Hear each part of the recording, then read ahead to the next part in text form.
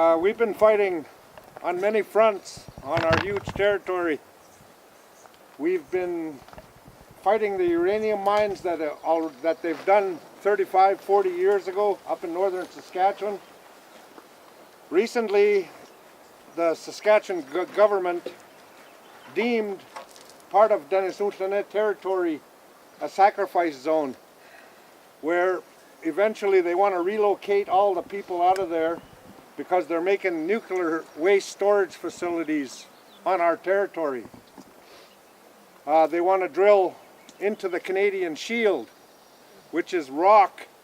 You know, those of you that know what that is, it's in the boreal forest that stretches from Hudson Bay all the way into the northern BC here, the boreal forest along the north. So there's many fronts.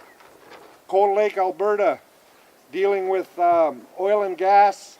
Right now there's an ongoing spill happening because of fracking. It's been about 2 years. They don't know how to stop the spill. It's leaking out in 5 different places. It was 4 until I think it was April of this year. They found another one where it's coming out on the bottom of a lake.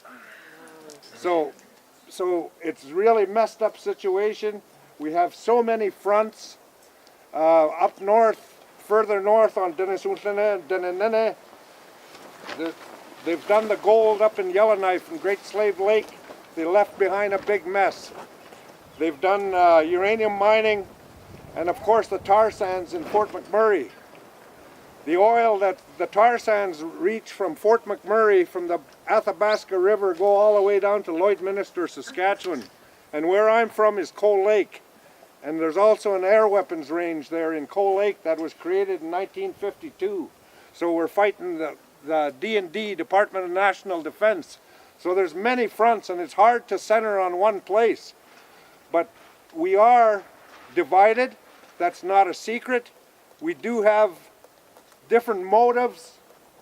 And in most cases, we found that direct action is the only language that they understand. We're at a point where this winter in La Loche, Saskatchewan, we camped out and we stayed outside, and at one point it was 51 below and we were staying outside in tents. We had people bring Geiger counters out to our camp, and there's a road that comes from the north across the Clearwater River where uranium trucks and stuff go by. We had a Geiger counter that, whoever knows that stuff, they said it was 10 times higher than the allowable level, and that was just from trucks passing through. And so we have many fronts, we have many battles as Unist'ot'en on Dene, Northwest Territories, Alberta, Saskatchewan, Manitoba. In Manitoba, they have a sad story where they were relocated into Hudson Bay.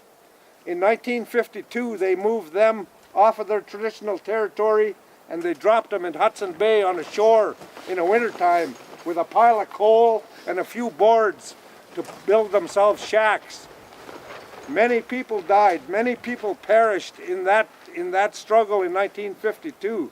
In the early 1970s, after they lost a whole bunch of people to this ugliness that was put upon them, 3 families decided to move back onto their territory, and they moved to a place called Teduli Lake, where they are today. It's up by the tree line in northern Manitoba. Right now, they are faced with division because Canada created Nunavut on Unist'ot'en territory. And so they created another fight there amongst our people. When they settled that Nunavut agreement, a large portion of Unist'ot'en went to the Inuit people in an agreement, knowing that they would create another fight to divert what they're doing to take more resources. So we have so many fronts over there that it's hard to pinpoint one and talk about it. We have in northern Saskatchewan right now, the mayors and the chiefs and the mayors of the towns, the non-status Unist'ot'en have mayors and councils. And on the reservation, the Clearwater Reservation, the Buffalo River Reservation, the Ducharme community, many communities are being relocated right now. And they had a thing called a let it burn policy. Brad Wall and the Saskatchewan government, when these fires started, and many of you might have seen the news within the last few days, that northern Saskatchewan is burning, it's on fire. They're letting it burn, and we know why. Because if it burns, they can bypass all their environmental regulations and go ahead and start doing what they're doing.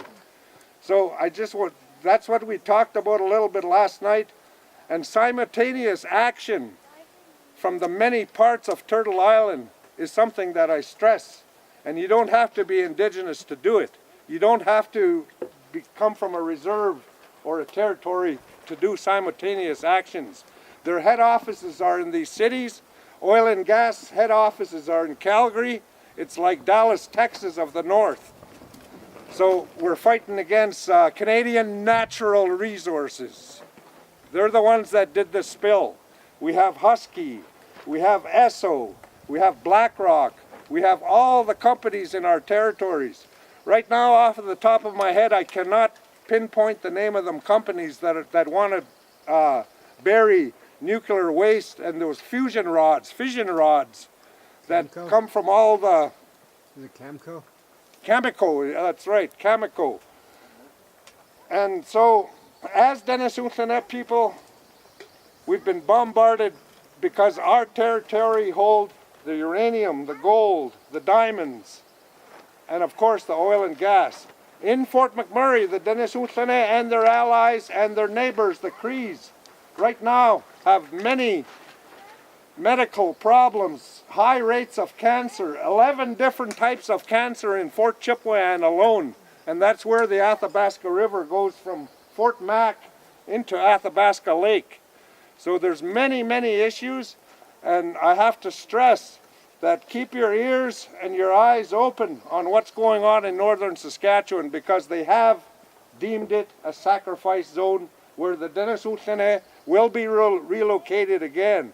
And those people there got a double whammy with these fires just now. They evacuated 1,100 people to my home. My relatives from Saskatchewan were evacuated,